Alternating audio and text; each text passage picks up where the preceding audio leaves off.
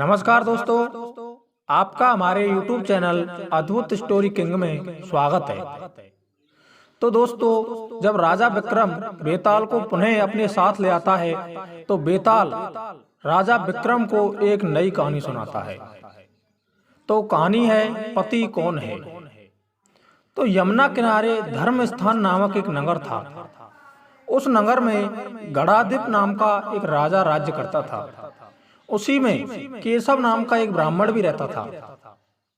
ब्राह्मण यमुना के तट पर जप तप किया करता था। उसकी एक पुत्री थी जिसका नाम मालती था। वह बड़ी रूपवती थी। जब वह ब्याह के योग्य हुई तो उसके माता पिता और भाई को चिंता हुई। संयोग से एक दिन जब ब्राह्मण अपने किसी यजमान की बारात में गया था और भाई पढ़ने गया था, तभी उनके घर में एक ब्राह्मण का लड़का आया। लड़की की मां ने उसके रूप और गुणों को देखकर उससे कहा कि मैं तुझसे अपनी लड़की का विवाह करूंगी। होनहार की बात है कि उधर ब्राह्मण पिता को भी एक दूसरा लड़का मिल गया और उसने उस लड़के को भी ये वचन दे दिया कि मैं अपनी बेटी का विवाह तेरे साथ करूंगा।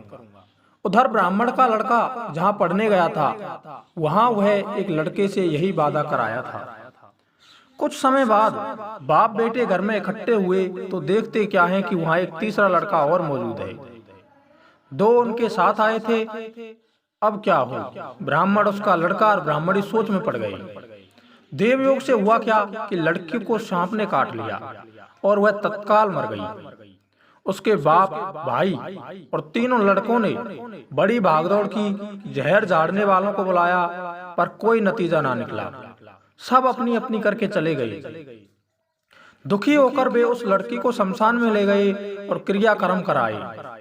तीनों लड़कों में से एक ने तो उसकी हड्डियां चुन ली और फकीर बनकर जंगल में चला गया। दूसरे ने राख की गठरी बांधी और वहीं झोंपड़ी डालकर रहने लगा। तीसरा योगी होकर देश देश में घूमने लगा। एक दिन की बात है, वह तीसरा लड़का घूमते घामते किसी नगर में पहुंचा और एक ब्राह्मणी के घर भोजन करने बैठा। जैसे ही उस घर की ब्राह्मणी भोजन परोसने आई कि उसकी छोटे लड़के ने उसका आंचल पकड़ लिया। ब्राह्मणी ने अपना आंचल छोड़ता नहीं था। ब्राह्मणी को बड़ा गुस्सा आया। उसने अपने लड़के को झिड़का, मारा, पीटा, फिर भी वह ना माना तो ब्राह्मणी ने उसे उठाकर जलते चूल्हे में पटक दिया। लड़का जलकर राख हो गया। ब्राह्मण बिना भोजन किए ही उठ खड़ा हुआ। घर वालों ने बहुतेरा कहा, पर वह भोजन करने के लिए राजी ना हुआ। उसने कहा कि जिस घर में ऐसी राक्षसी हो उसमें मैं भोजन नहीं कर सकता हूँ। इतना सुनकर वह आदमी भीतर गया और संजीवनी विद्या की पोथी लाकर एक मंत्र पढ़ा। जलकर राख हो चुका लड़का फिर से जीवित हो गया। यह देखकर ब्राह्मण सोचने लगा कि अगर यह पोथी मेरे हाथ पड़ जाए तो मैं भी उस लड़की को फिर से जला सकता हूँ। इसके बाद उसने भोजन किया और वहीं ठहर गया। जब रात को सब खा पीकर सो गए तो वह ब्राह्मण चुपचाप वह पोथी लेकर चल दिया। जिस स्थान पर उस लड़की को जलाया गया था, वहां जाकर उसने देखा कि दूसरे लड़के वहां बैठे बातें कर रहे हैं। इस ब्राह्मण के यह कहने पर कि उसे संजीवनी विद्या की पोथी मिल गई है और वह मंत्र पढ़कर लड़की को जला सकता है, उन दोनों ने हड्डियां और राख निकाली।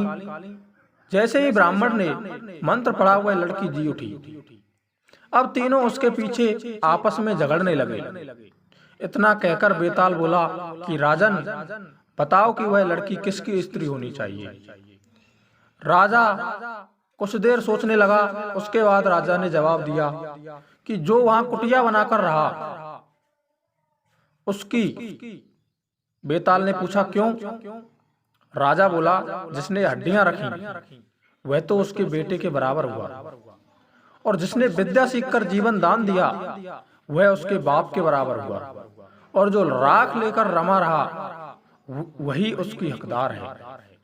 तो इसलिए जो वहां कुटिया बनाकर रहा वह लड़की उसी की होनी चाहिए।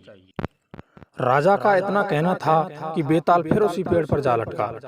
राजा वापस गया और बेताल को लेकर फिर चल दिया। बेताल बोला, राजन सुनो, एक कहानी और सुनाता हूँ। तो दोस्तों, ये कहानी मैं आपको अगले वीडियो में सुनाऊंगा। इससे पहले यदि आपने हमारा चैनल सब्सक्राइब नहीं किया है तो कृपया चैनल को सब्सक्राइब कर लें और बेल आइकन को प्रेस कर लें, जिससे हमारी वीडियो का नोटिफिकेशन आप तक पहुँच सके।